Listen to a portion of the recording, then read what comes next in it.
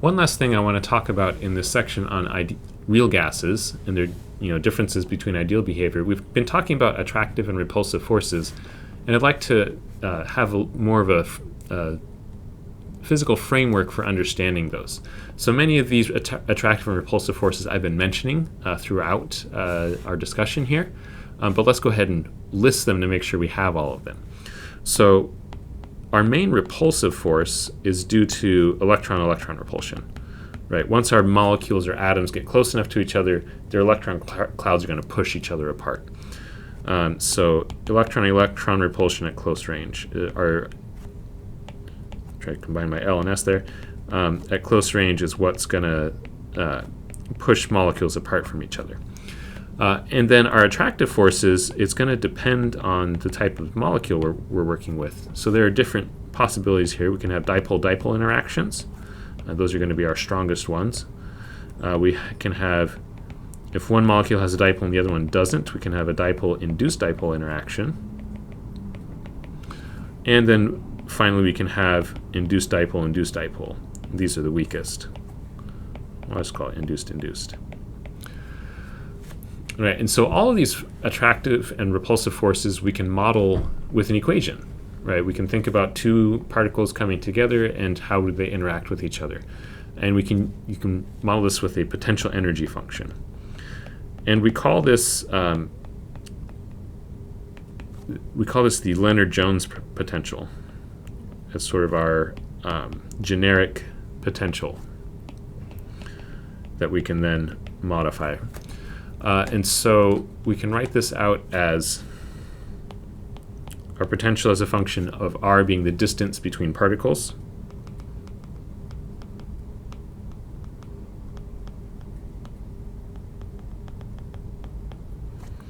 is equal to 4 times epsilon times this combined term we have sigma over r to the 12th minus sigma over r to the 6th.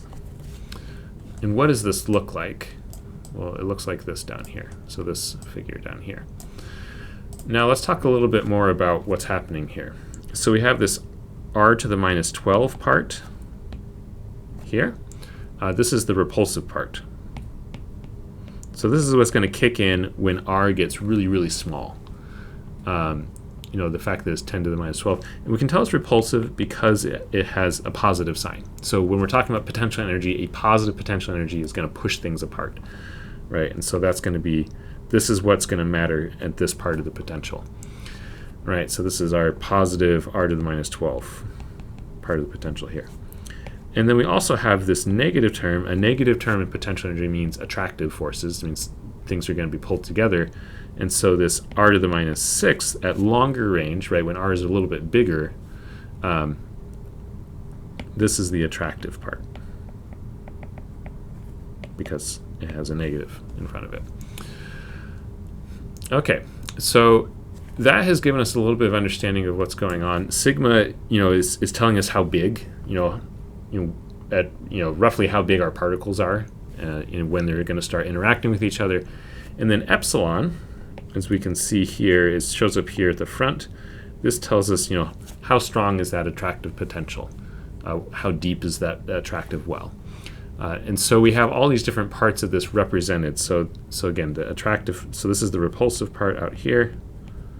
We'll put it in red, and then green we'll put the attractive part. That's what's happening throughout this range here. And as we get out far enough, there's basically no force. The particles are so far apart they're not interacting with each other. All right. So repulsion happens at very short range because of this r to the minus 12. It needs to be a very, very small r value for this function to kick in, whereas r to the minus 6 will be at more longer range interaction. And again, we can break this down to these different types of attractive forces, and how strong are those attractive forces and what's going to matter. So just again, we have the dipole-dipole.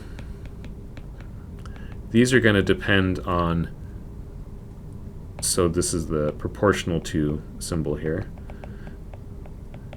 This is going to depend on the strength of those dipoles. So if we have two different particles, mu1 and 2, the dipole squared is going to tell us the strength of that. Now we can also have our dipole-induced dipole, and that'll be proportional to the square of the first dipole moment, and for particle 2, it's now not a dipole moment, but is now this polarizability factor. And this is just a factor that measures how easy it is to induce a dipole moment. All right, and so then for induced, and one thing I'll point out is that mathematically this is weaker because there's no squared anymore. So a dipole-dipole interaction is going to be stronger than a dipole-induced dipole interaction, mathematically speaking, because that square isn't there. That's the way we represent that mathematically. Induced is going to be proportional to the two polarizabilities multiplied together. And there's no squared at all, so this is going to be an even weaker effect. So alpha, increases with the size of the molecule and with the number of electrons in the system. So, as we go down the periodic table and have heavier atoms in there, the polarizability will increase. And that's why things made out of those heavier atoms tend to be solids, because these attractive forces become much stronger because the polarizability increases, even if there's no dipole moment.